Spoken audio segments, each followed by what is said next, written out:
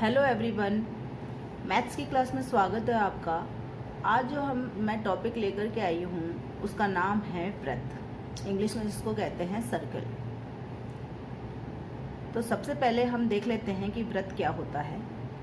तो वृत्त की परिभाषा होती है कि किसी स्थिर बिंदु से समान दूरी पर स्थित बिंदुओं का बिंदुपथ वृत्त कहलाता है।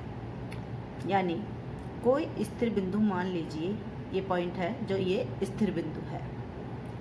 अब इससे समान दूरी पर यदि मैं इससे कितनी ही चाहे 1 सेंटीमीटर दूरी पर लूँ, चाहे हम बना करके देख लेते हैं एक बार जिससे आपको क्लियर हो जाएगा। यहाँ से मैंने 2 सेंटीमीटर की दूरी पर लिया एक बिंदु, फिर मैंने यहाँ से 2 सेंटीमीटर की दूरी पर फिर एक बिंदु लिया, फिर मैंने इधर ले लिया 2 सेंटीमीटर की दूरी पर, यानी ये स्थिर बिंदु है और इससे मैं समान दूरी पर स्थित, यानी इस बिंदु से समान दूरी पर स्थित बिंदुओं का बिंदु पथ ले रही हूँ। तो सारे मैं बिंदु ले लेती हूँ इससे 2-2 सेंटीमीटर की दूरी पर, यानी समान दूरी पर। इधर से भी मैं समान दूरी पर ले लेती हूँ, इधर से भी 2 सेमी की दूरी पर मैं बिंदु ले लेती हूँ कुछ। यानी इस बिंदु से जितने भी बिंदु हैं वो 2 सेंटीमीटर यानी समान दूरी पर स्थित हैं।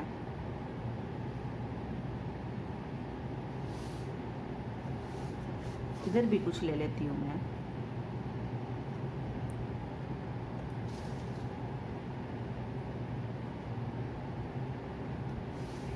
तो ये क्या है, इस स्थिर बिंदु से, यानी किसी स्थिर बिंदु से, ये स्थिर बिंदु है, इससे समान दूरी पर हमने वो दूरी कितनी ले ली, 2 सेंटीमीटर ले ली हमने उदाहरण के लिए। और समान दूरी पर स्थित बिंदुओं का बिंदुपथ वृत्त कहलाता है।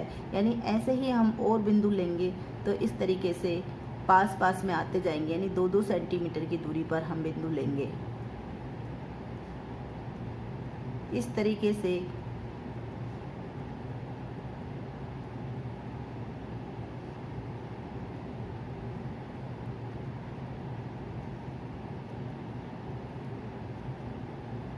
यहाँ पर भी मैंने और बिंदु ले लिए, ये जो यहाँ से 2 सेंटीमीटर की दूरी पर है, यानी कि समान दूरी पर स्थित है। तो यहाँ मैंने और भी बिंदु ले लिए।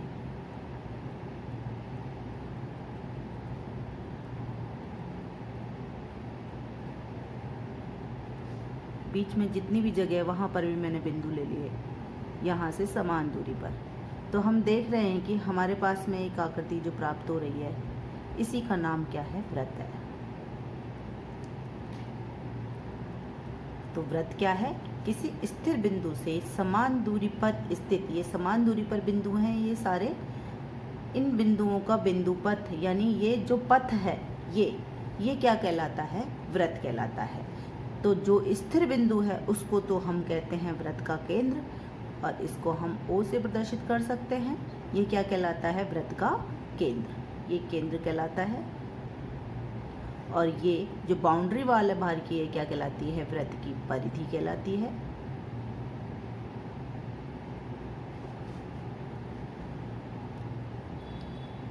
और वृत्त के परिधि पर स्थित कोई भी बिंदु को हम इस केंद्र से मिलाएं तो ये दूरी क्या कहलाती है, त्रिज्या।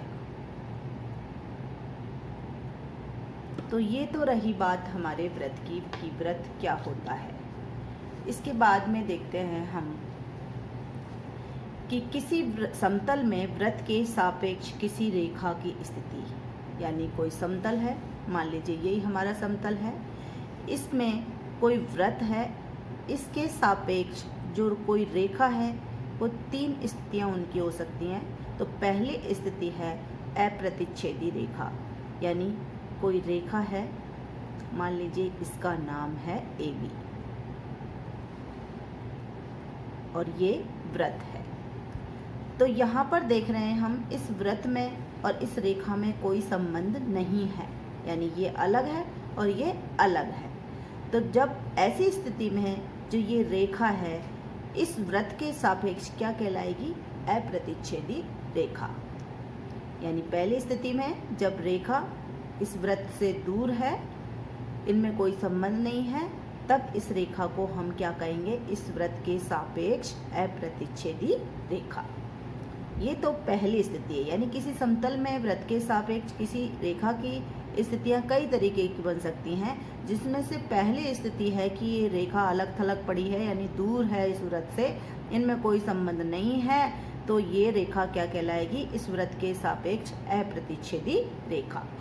दूसरी स्थिति जो बनती है वो है छेदक रेखा की, यानी यदि कोई वृत्त है और कोई रेखा इस वृत्त को दो अलग अलग बिंदुओं पर काटती है, यानी ये रेखा है और ये मान लीजिए एक P बिंदु है, और दूसरे वृत्त को जहाँ पर दूसरी जगह काट रही है उसका नाम हमने रख दिया Q। तो ऐसी सरल रेखा, ये सरल रेखा जो वृत्त को दो अलग अलग बिंदुओं पर काट रही है, यानी P पर काट रही है और Q पर दो अलग अलग बिंदु हैं, इन पर प्रतिच्छेद करती है, तो इसको हम क्या कहेंगे, छेदक रेखा। इस रेखा को हम क्या कहेंगे, छेदक रेखा। ये दूसरी स्थिति हो गई। अब देखिए वृत्त के सापेक्ष एक और स्थिति बनती है किसी रेखा की, और वो क्या बनती है, वो बनती है स्पर्श रेखा की। यानी कोई वृत्त है और कोई रेखा है जो इस वृत्त को एक बिंदु पर स्पर्श करती हुई निकलती है। ये एक रेखा है, सरल रेखा, और ये इस वृत्त को मान लीजिए P बिंदु पर स्पर्श करती हुई निकलती है, यानी केवल एक बिंदु पर स्पर्श करती है। एक सरल रेखा जो वृत्त को केवल एक बिंदु पर स्पर्श करे, इस वृत्त की क्या कहलाएगी, ये स्पर्श रेखा। तो हमने ये जान लिया कि किसी समतल में वृत्त के सापेक्ष किसी रेखा की तीन स्थितियां बनती हैं। पहली स्थिति कौन सी बनती है, अप्रतिच्छेदी रेखा कहलाती है, यानी वृत्त से इस रेखा का कोई संबंध नहीं होता, तो ये रेखा क्या कहलाएगी, अप्रतिच्छेदी रेखा। दूसरी स्थिति बनती है कि यदि रेखा इस वृत्त को दो अलग अलग बिंदुओं पर काटती है, यानी प्रतिच्छेद करती है, तो ये रेखा कहलाएगी छेदक रेखा। और तीसरी स्थिति उस सरल रेखा की क्या बनती है कि वो वृत्त को एक बिंदु पर स्पर्श करती है, तब इस रेखा को क्या कहेंगे, इस वृत्त की स्पर्श रेखा। ठीक है, यहाँ पर ये वो केंद्र है और ये P बिंदु पर स्पर्श कर रही है। अब है छेदक रेखा के समांतर स्पर्श रेखा, यानी जो छेदक रेखा है, मान लीजिए ये हमारा वृत्त है और इसकी कोई छेदक रेखा है, यानी इस तरीके से ये छेदक रेखा जा रही है, तो इसके समांतर अधिकतम दो स्पर्श रेखाएं खींची जा सकती हैं। इसके समांतर अधिकतम दो स्पर्श रेखाएं खींची जा सकती हैं, यानी इस छेदक रेखा के समांतर यहाँ पर, और अगर मान लो हम और भी इसके समांतर रेखाएं खींचें, इस छेदक रेखा के समांतर और दूसरी छेदक रेखाएं तो बहुत सारी खींची जा सकती हैं। इसके समांतर हम खींचते जाएं, मान लीजिए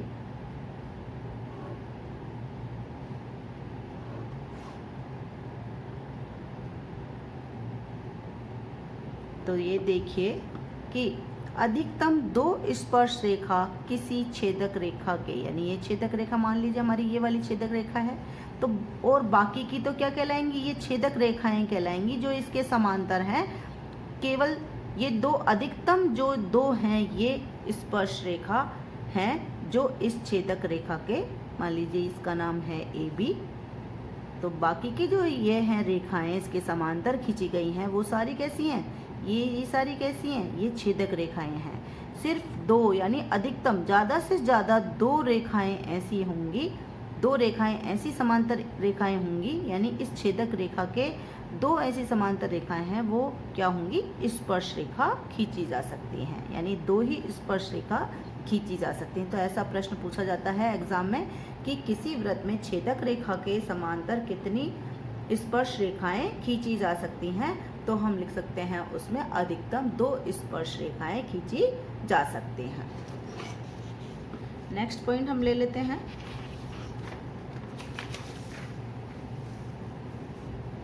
एक बिंदु से किसी वृत्त पर खींची जा सकने वाली स्पर्श रेखाओं की संख्या, यानी कोई बिंदु है उससे किसी वृत्त पर कितनी स्पर्श रेखाएं खींची जा सकती हैं। तो पहली कंडीशन है कि जब बिंदु वृत्त के अंदर स्थित हो तो उस बिंदु से वृत्त पर कितनी स्पर्श रेखाएं खींची जा सकती हैं। तो मैं पहले एक वृत्त बना लिया हमने। अब इसके अंदर मान लीजिए कोई ए बिंदु है। अब आपसे पूछा जाता है कि इस ए बिंदु से इस वृत्त पर कितनी स्पर्श रेखाएं खींची जा सकती हैं। तो देख लेते हैं कि हम इससे गुजरने वाली रेखाएं खींच लेते हैं। हमने एक रेखा ये खींच ली, एक रेखा हमने ये खींच ली, एक इस बिंदु से गुजरने वाली ये रेखा खींच ली, और भी हम खींच लेते हैं 1-2।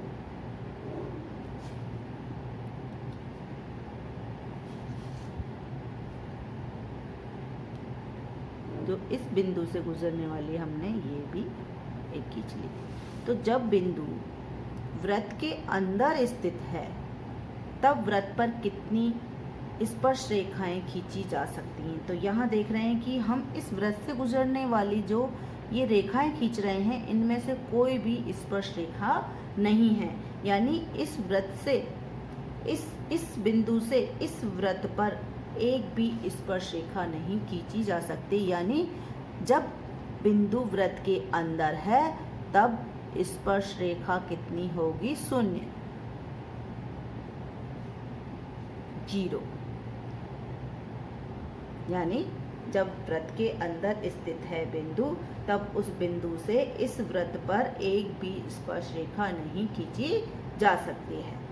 दूसरी कंडीशन है जब बिंदु वृत्त पर स्थित है, यानी ये वृत्त है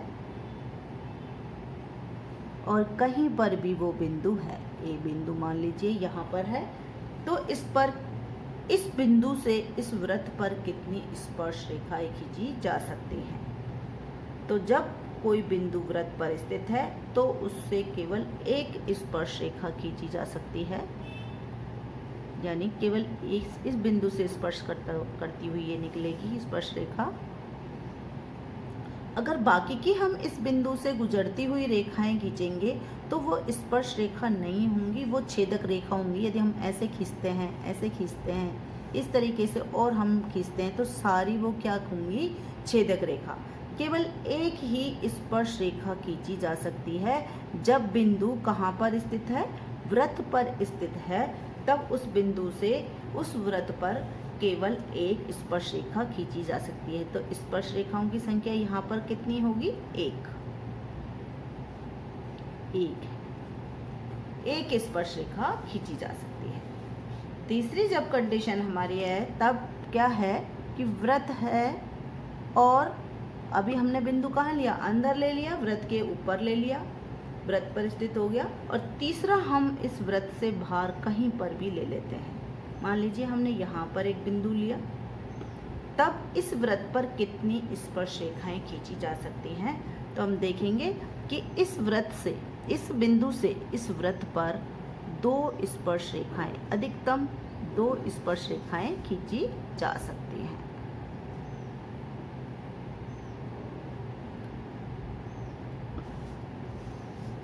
यानी किसी बिंदु से वृत्त पर अधिकतम कितनी स्पर्श रेखाएं खींची जा सकती हैं? 2 स्पर्श रेखाएं खींची जा सकती हैं। तो यहाँ पर जब बिंदु कहाँ पर स्थित है? वृत्त के बाहर स्थित है, तब उस बिंदु से उस वृत्त पर कितनी स्पर्श रेखाएं खींची जा सकती हैं? 2। कितनी होंगी? 2। इसके अतिरिक्त इस बिंदु से हम जो भी रेखाएं खींचेंगे वो कैसी होंगी? स्पर्श रेखा नहीं होंगी। हम खींचकर देखते हैं तो देखिए वो छेदक रेखा होगी। यानी कितनी इस बिंदु से और कितनी भी हम रेखाएं खींचेंगे वो सारी कैसी होंगी? छेदक रेखा होंगी। तो अधिकतम